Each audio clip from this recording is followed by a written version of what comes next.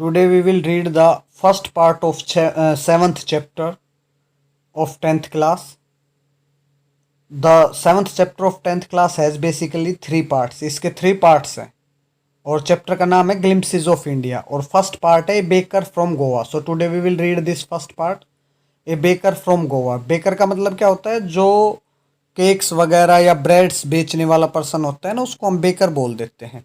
हिंदी में वैसे इसको नान बाई बोलते हैं या बेकर भी बोल देते हैं. तो देखिए, this is a pen portrait of traditional Goan village baker.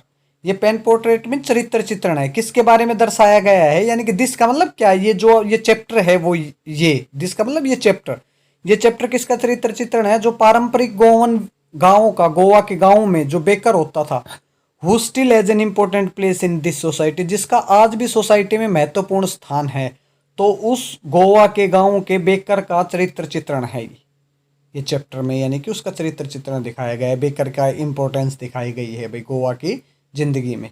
Our elders are often heard reminiscing nostalgically about those good old Portuguese days. कहता है कि our elders are often heard reminiscing का मतलब क्या होता है? Thinking, to think. पास्ट के जो अच्छे दिन हैं उनके बारे में सोचना. ठीक है, पास्ट के अच्छे समय के बारे में सोचना. तो हमारे, कहता है राइटर क्या बोलता है कि our elders are often hard, हमारे जो एल्डर्स हैं, बुजुर्ग हैं, उनको ये कहते हुए सुना जाता है. रेमिनिसिंग, जो सोचते हैं. नोस्टैल्जिक का मतलब क्या होता है? पुरानी मीठी यादें भाई. ठीक है, जो पुरानी मीठी यादों के, अतीत की पुरानी मीठी यादों को सोचते हैं. About those good old Portuguese days, अपने पुराने पुर्तगीज डेज के बारे में. यानी कि तो पोइट क्या कहता है कि इनके जो एल्डर्स हैं वो क्या कहते हुए सुने जाते हैं? ओफन हार्ड, उनको सुना जाता है. क्या चीज सुना जाता है? कि याद करते हुए सुना जाता है. कि भाई ये सुना जाता है याद करते हुए, इसमें कंफ्यूज होने की जरूरत नहीं है. कहने का मतलब ये है कि जैसे आप भी अभी आजकल आप भी अपने बड़े बुजुर्ग को कई बार सुनते होंगे. तो हम क्या है कि हम अपने बड़े बुजुर्गों को सुनते हैं, तो कई बार बड़े बुजुर्ग ये कहते रहते हैं ना कि भाई पुराने टाइम में ये चीज होता था, पुराने टाइम में ऐसे होता था, पुराने टाइम में ये बात होती थी, या पुराने टाइम में ऐसा माहौल होता था. तो इसका मतलब हम क्या है कि हम अपने बुजुर्गों को सुन रहे हैं. क्या सुन रहे हैं कि वो अपनी भाई मीठी यादें या अतीत की अच्छी यादें जो है ना वो याद कर रहे हैं, उस चीज को सुन रहे हैं. तो पोइट ये कह रहा है, यानी कि जो बुजुर्ग है वो पोइट बुजुर्गों को क्या सुनता था? याद करते हुए पास्ट को, अपने अतीत को. जो अतीत की मीठी यादें होती है, जो पुर्तगाली दिनों के अच्छे दिन थे, उनको याद करते हुए पोइट अपने बुजुर्गों को सुनता है.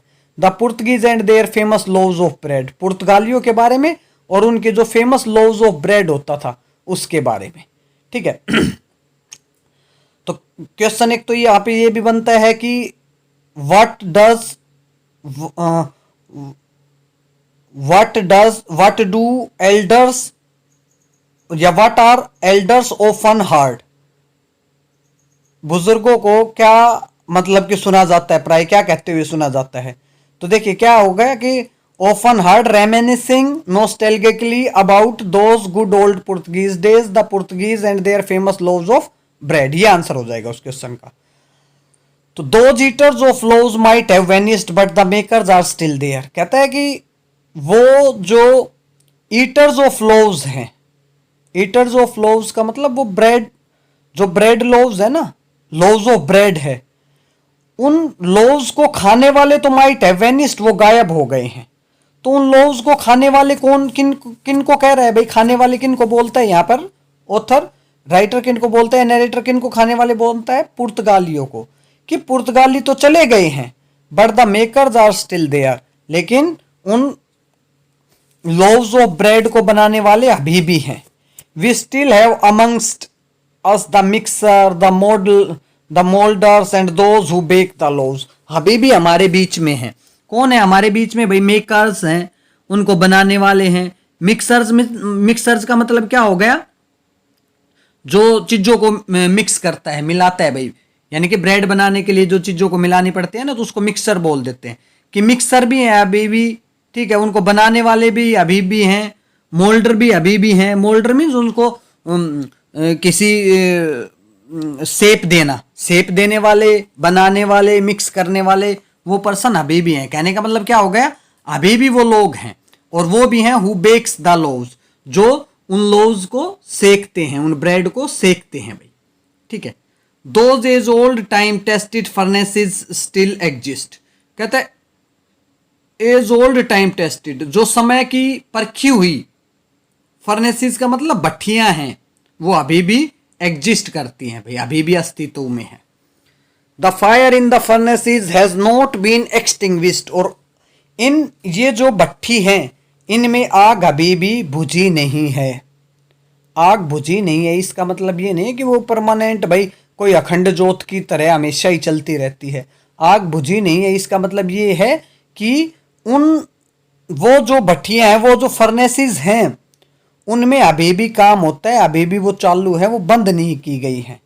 द थड एंड जिंगल, थड होता है जैसे किसी लकड़ी को हम धरती पे मारते हैं ना, चलते हुए ऐसे मारते हैं तो जो आवाज आती है वो थड होता है, उस आवाज को हम थड बोलते हैं। और जिंगल मीन झनकार की आवाज। द थर्ड and jingle of the traditional baker's bamboo, जो पारंपरिक बेकर का बेम्बू होता था, बेम्बू मीन वो बांस लेके चलता था ना, थर्ड और जैगर हेरल्डिंग हिज अराइवल, हेरल्डिंग मीन जो कि उसकी थर्ड और जिंगल थे जो उसकी बेम्बो की, वो क्या करती थी, हेरल्डिंग हिज अराइवल, जो उसके आने की सूचना देती थी, अनाउंस करती थी। In the morning can still be heard in some places, वो कुछ जगहों पर सुबह सुबह अभी भी सुनी जा सकती है। यानी कि बेकर के बेम्बू के थर्ड की और जिंगल की साउंड अभी भी कुछ जगहों पर सुनी जा सकती है।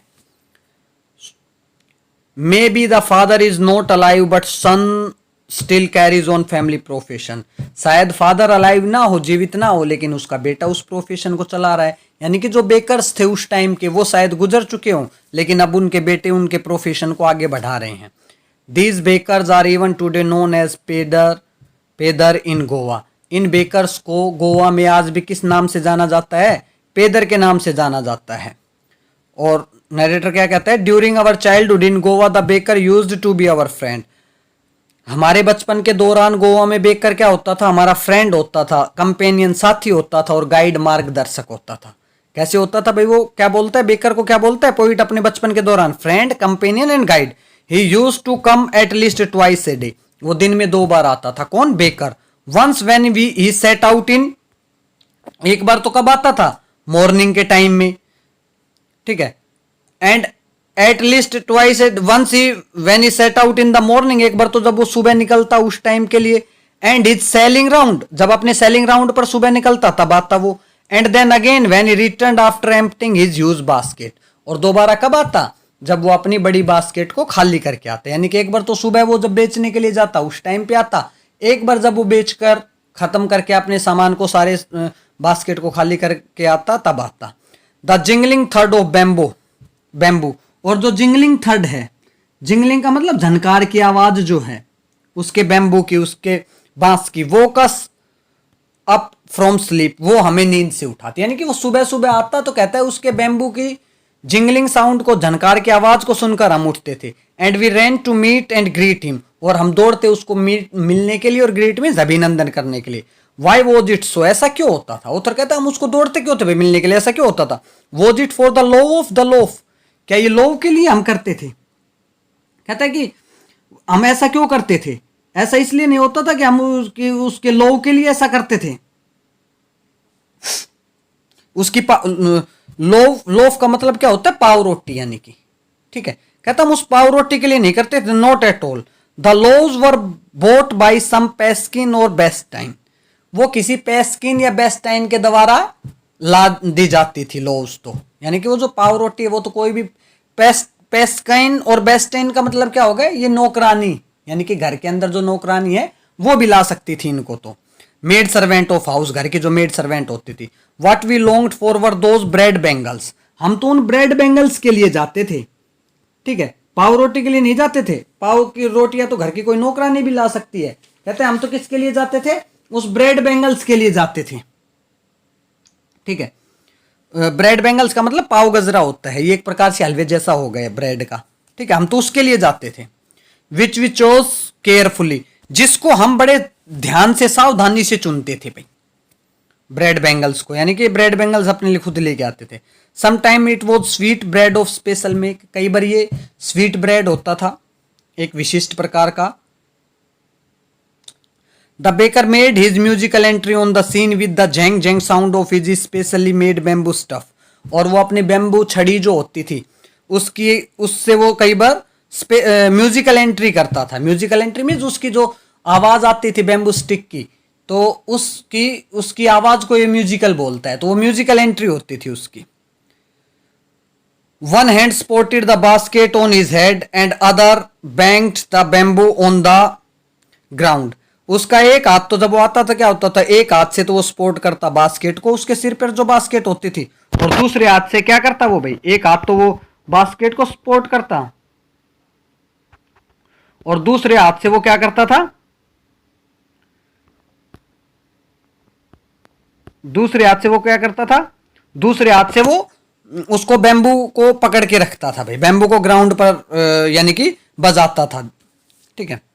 He would greet the lady of house with good morning, और वो जो घर की लेडी होती है उसको गुड मॉर्निंग कहकर उसका ग्रीट करता। Then places his basket on his vertical bamboo, और अपने वर्टिकल मीन्स तिरछे से खड़ा कर देते हैं ना, सीधा खड़ा कर देते हैं सॉरी बैम्बू को, उसके ऊपर वो अपनी बास्केट को रखता। We kids would be pushed aside with a mild rebuke, और कहता हम बच्चे होते हैं ना, इनको थोड़ा सा माइल्ड मीन्स हल्की डांट फटकार के साथ में एक साइड में कर दिया जाता। And the loaves would be delivered to servants, और लोव्स सर्वेंट्स को दी जाती।